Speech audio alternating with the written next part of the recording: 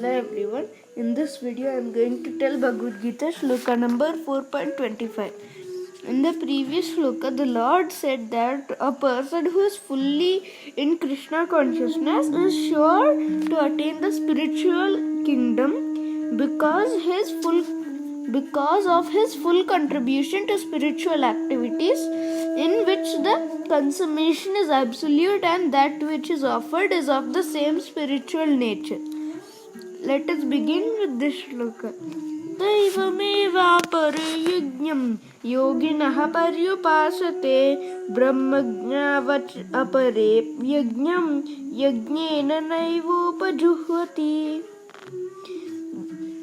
Daivam, in worshipping the demigods, eva, like this, apare, some others, yajnam, sacrifices, yoginah, mystics, paryupasate, worship perfectly, Brahma, of the absolute truth, ajna, in the fire, apare, others, yajnam, sacrifice, yajnena, by sacrifice, eva, thus, upajuhvati, offer.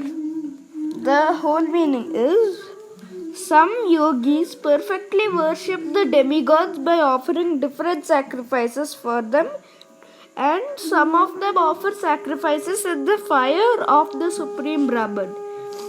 As described above, a person engaged in discharging duties in Krishna consciousness is also called a perfect yogi or a first-class mystic.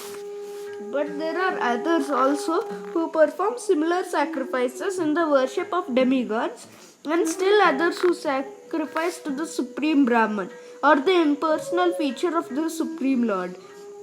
So there are different kinds of sacrifices in terms of different categories.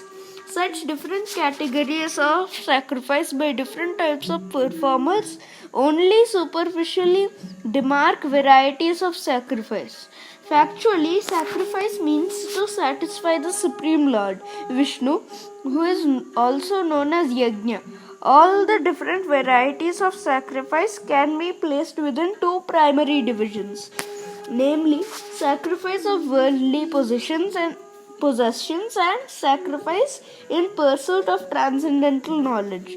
Those who are in Krishna consciousness sacrifice all material possessions for the satisfaction of the Supreme Lord, while others who want some temporary material happiness sacrifice their material possessions to satisfy demigods such as Indra, the sun god, etc.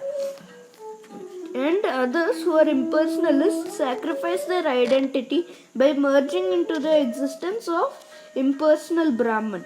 The demigods are powerful living entities appointed by the Supreme Lord for maintenance and supervision of all material functions like the heating, watering, and lighting of the universe. Those who are interested in material benefits worship the demigods by sacrifices according to the Vedic rituals. They are called Bahuishwaravadi or believers in many gods.